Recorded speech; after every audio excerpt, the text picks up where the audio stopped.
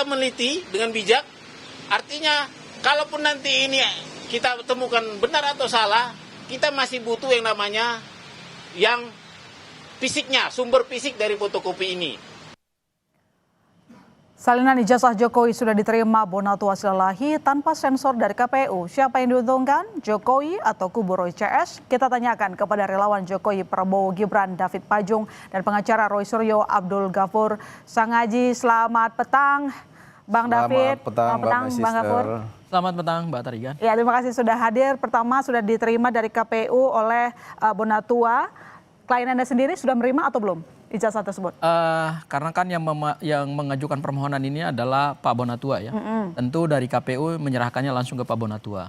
Jadi ceritanya adalah pada saat permohonan sengketa informasi publik ini muncul di KIP, saya kebetulan juga salah satu anggota tim kuasa hukum yang mendampingi Pak Bonatua. Oke. Dan pada saat kami melakukan persidangan itu memang dari awal sebetulnya ijazah itu sudah diserahkan. Ya, jadi ketika Pak Bonatua mohonkan sebagai seorang ahli kebijakan publik, itu sudah diserahkan. Hanya ada 9 item yang ditutup oleh KPU. Ya, dan itu sudah dibuka. Ya, dan itu sudah berdasarkan diterima. putusan KIP bahwa sandarannya kan adalah pasal 18 ayat 2 Undang-Undang nomor 14 2008 tentang keterbukaan informasi publik, bahwa ijazah Pak Joko Widodo itu sudah dikualifisir sebagai dokumen publik, bukan lagi dokumen private, sehingga 9 informasi itu kemudian dibuka dan hari ini secara resmi diserahkan kepada Pak Bonatua. Oke, tapi dari Bonatua sudah diberikan kepada Anda, sudah lihat? Iya, saya sudah dapat salinan resminya ya, yang dilegalisir. Dan sebelum tadi saya ke Kompas TV, saya sempat komunikasi juga dengan Mas Roy. Dan ada beberapa informasi yang juga disampaikan Mas Roy kepada saya dan nanti perlu saya sampaikan. Yang pertama begini, kalau kemudian kita lihat ijazah ini kan ijazah ya. Terutama ijazah di tahun 2014, pada saat pertama kali Pak Joko Widodo mencalonkan diri sebagai calon presiden, ini salinan ijazahnya. Kemudian di sini ada pejabat dekan Fakultas UGM, Fakultas Kehutanan UGM yang menandatangani. Nah, berdasarkan hasil penelusuran yang dilakukan oleh Mas Roy, ternyata ada kejanggalan dan keanehan. Keanehannya apa? Ini ada 2 ijazah legalisir yang berbeda, posisi tanda legalisirnya. Jadi yang diserahkan Pak Jokowi pada saat beliau mencalonkan diri sebagai calon presiden itu justru berbeda dengan yang diserahkan ke Pak Bonatua. Ada indikasi bahwa ijazah ini dilegalisir 2 kali.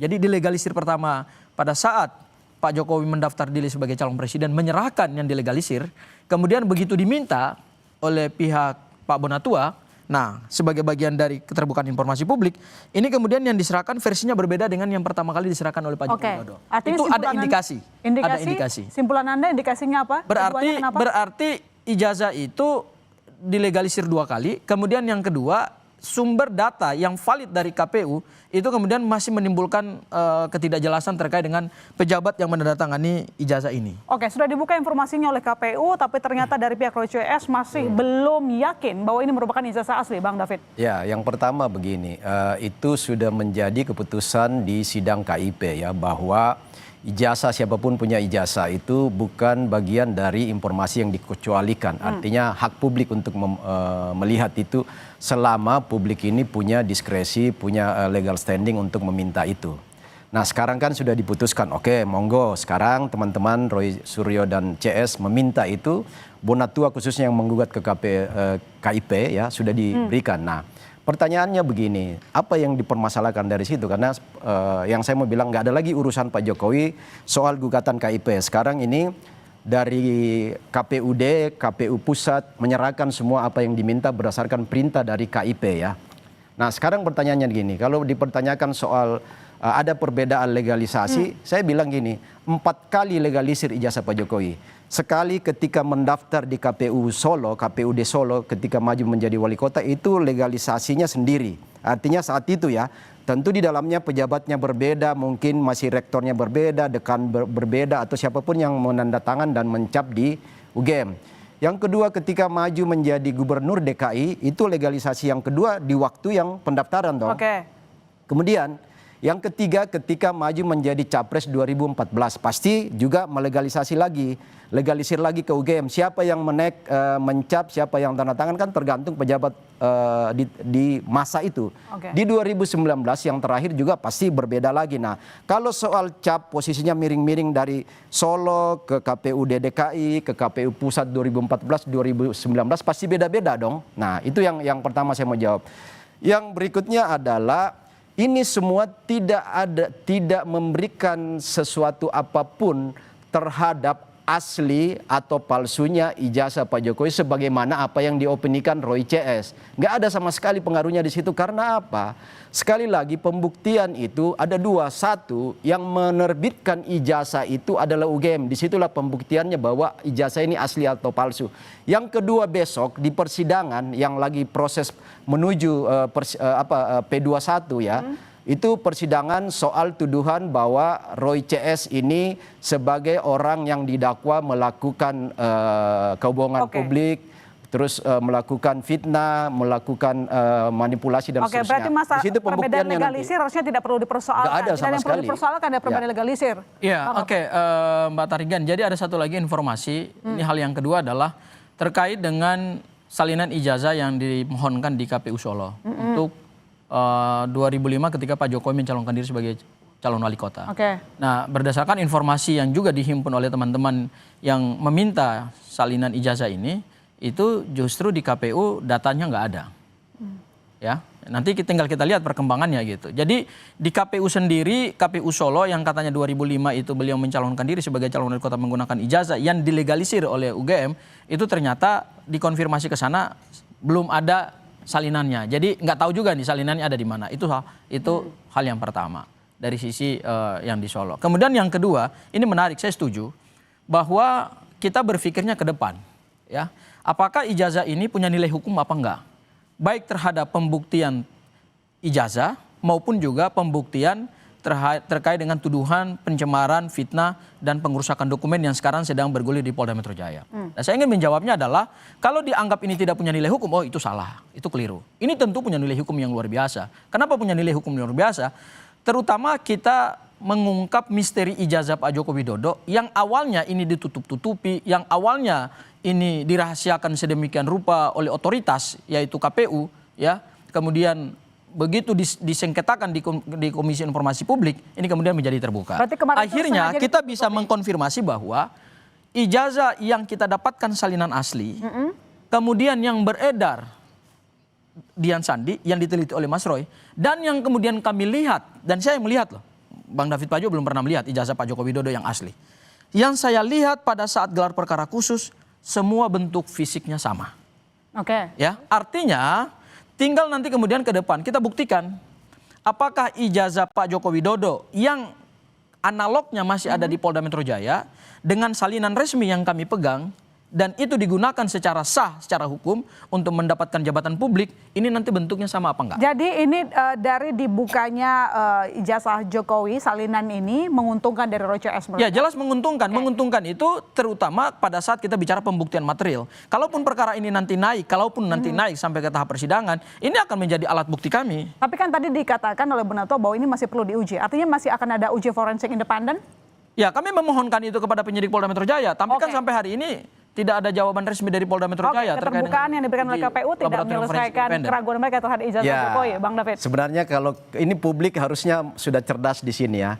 Dengan kasus KIP ini sudah membuka ruang untuk melihat itu, lalu kemudian Bonatua bahkan pengacara Pak Roy Suryo, teman-teman ya, Sangaji dan semua teman-teman pengacara Roy Suryo, ini membuktikan bahwa ketika statement Roy Suryo CS mengatakan ijazah Jokowi itu palsu 99,9% palsu, itu berarti kan membuktikan bahwa mereka nggak pegang bukti ketika itu. Karena apa? Sekarang baru proses mencari bukti semua, mencari penguatan data apa segala macam.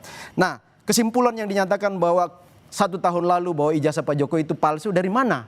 Nah sekarang kan baru mencari-cari, baru mendapatkan dari KPUD.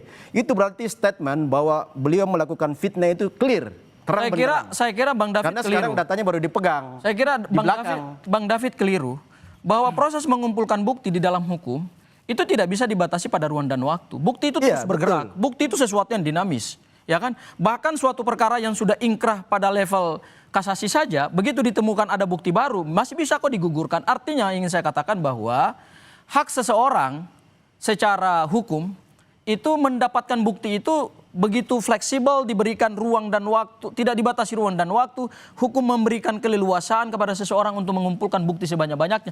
Bahwa kemudian hari ini kami semakin meyakini berdasarkan penelitian Mas Roy ini ijazahnya palsu, kemudian diperkuat lagi dengan salinan resmi yang kami dapatkan, itu sesuatu yang sebetulnya secara hukum sah-sah saja. Kenapa? Karena pada saat kami belum mendapatkan salinan resmi dari KPU, kan ada keterbatasan untuk meneliti ijazah yang diunggah oleh Dian Sandi. Akhirnya terkonfirmasi bahwa wujud fisiknya sama. Karena begini, ijazah Pak Joko Widodo itu kan tidak mungkin ada dua versi. Betul. Pasti cuma satu versi. Ya.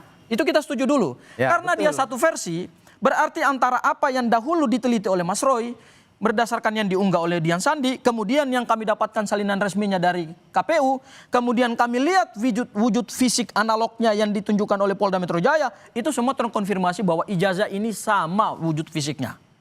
Karena tidak mungkin ada yang kedua, tidak mungkin ada yang ketiga. Tinggal kemudian bagaimana kita mendalilkan bahwa terkait dengan proses pembuktian nanti, Mas Roy akan membuktikan bahwa ijazah ini palsu berdasarkan apa? Berdasarkan apa yang mereka temukan dalam suatu penelitian ilmiah yang sampai hari ini mereka sampaikan kepada publik melalui buku Jokowi White Papers. Termasuk nanti itu uji forensik secara independen? Menurut saya meskipun aturan perundang-undangan dalam KUHP tidak memungkinkan tapi adanya... lakukan itu atau tidak? Ya harusnya kami sudah memohonkan, harusnya itu diberikan oleh Polda Metro Jaya. Gitu. Iya, makanya gini Mbak, jadi gini, itu semakin membuktikan bahwa kan dulu Roy Ces mengatakan bahwa Pak Jokowi nggak punya ijazah katanya.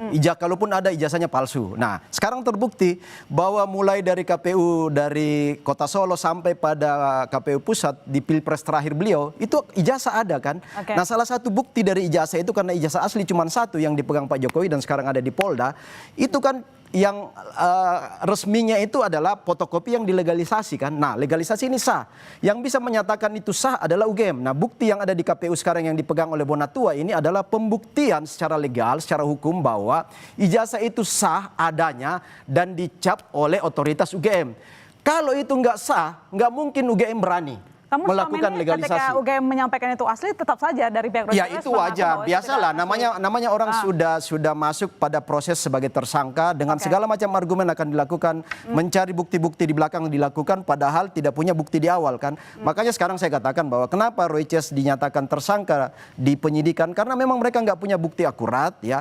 Bukti yang diteliti itu adalah bukti fotokopi, scan apa segala. Sementara aslinya itu ada di lemari Pak Jokowi ketika itu ya. Nah sekarang ini kan sudah ditahan di Polda untuk pembuktian nanti di persidangan bahwa ijazah itu pertama ada. Yang kedua akan ditanya UGM, Pak Ibu Rektor ini ijazah Pak Jokowi yang sekarang kami pegang ini asli atau palsu? UGM mengatakan sudah berkali-kali ada, kami menerbitkan dan asli.